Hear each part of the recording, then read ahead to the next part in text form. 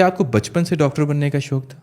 नहीं, वैसे बचपन से तो मुझे मॉडल और एक्ट्रेस बनने का बहुत शौक था, बट बूमर पेरेंट्स कहा कि या तो डॉक्टर बन जाओ या फिर फुप्पी के बेटे से शादी कर लो। ओके, तो आपने फुप्पी के बेटे से बचने के लिए MBBS कर लिया।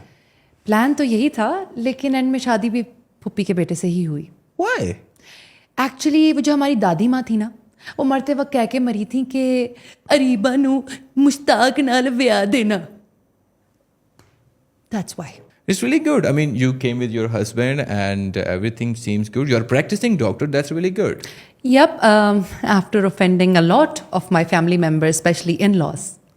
ओके। अच्छा, एक बात बताएं, गवर्नमेंट सेक्टर में मैंने देखा है कि जो डॉक्टर्स का रवैया होता है पेशेंट्स के साथ बहुत ज़्यादा रूड होता है, जबकि प्राइवेट क्लिनिक में आते हैं तो डॉक्टर्स ऐसे बात कर रहे थे पेशेंट जैसे वो नए नए निब्बा निब्बी नहीं 14-15 साल के आपस में बातें करते हैं, मेरे बेबी ने थाना थाया क्या थाया था जो दला खराब हो गया, समथिंग लाइक दैट। बिल्कुल।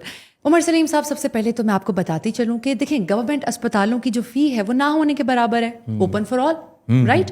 तो फिर हमारे पास बहुत सारे ऐसे पेशेंट्स आते हैं जो अपने दोस्तों को कह रहे होते कि तेन 50 रुपए दी लेडी डॉक्टर विखावा। ठरक हो या सड़क, हमें क्या पता कहाँ तक जाएगी।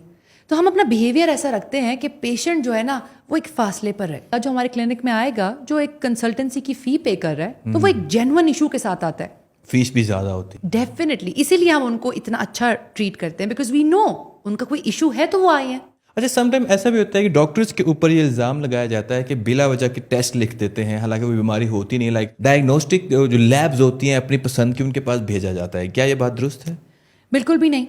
देखिए, हमें क्या पता कि आपकी बॉडी केमिकल्स इस वक्त किस तरह रिएक्ट कर रहे हैं अंदर। अच्छा, मैंने जितनी दफ़ा भी डॉक्टर्स के कहने पर टेस्ट करवाया हमेशा नेगेटिव आया, मुझे हमेशा मेरे पैसे ही ज़ाया हुए। उमर सलीम साहब, आई रिकमेंड आप एक दफ़ा अपना पोस्टमार्टम करा लीजिए। जब आप डॉक्टर बनते हैं आप एक ओथ लेते हैं कि हम अपनी फ़र्ज़ की अदायगी में कोई भी कोताही नहीं करेंगे, तो ये ओथ कहाँ गई फिर? ओथ तो फिर गवर्नमेंट के ऑफिसर्स और इदारे भी लेते हैं। क्या वो अपनी जुरिस्डिक्शन में रह के काम कर रहे हैं? आजकल तो बिल्कुल नहीं कर रहे। So this oath thing is just a formality, you mean to से?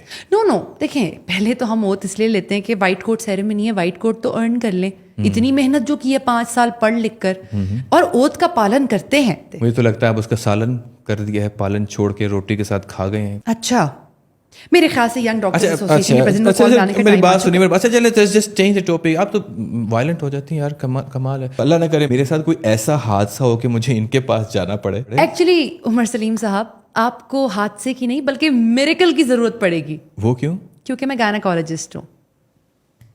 अच्छा, एक बात बताएं कि मैंने देखा कि लोग सेल्फ मेडिकेशन पे बहुत ज़्यादा बिलीव रखते हैं। कोई छोटी मोटी बीमारी होती है घर पे इलाज कर लेते हैं। सबसे पहले तो मुझे नफरत है पैरासिटामोल से, और दूसरा हर चीज़ के इलाज में 7 अप में लीमू और काला नमक डाल के पी लेते हैं। लेकिन देखने से तो तबीयत भी ठीक हो जाती है। यही तो मसला है। और मैंने देखा आजकल लोग गूगल और ChatGPT से बहुत सारी बीमारियों का इलाज ढूंढ रहे हैं। अगर आपने अपना सारा इलाज सिम्टम जो है गूगल पे ही देखने हैं, तो हम जो डॉक्टर हैं यहाँ पे, हम यहाँ छोले बेचने के लिए बैठे हुए हैं, गोल रोटियां पकाने के लिए बैठे हुए हैं हम अस्पतालों में।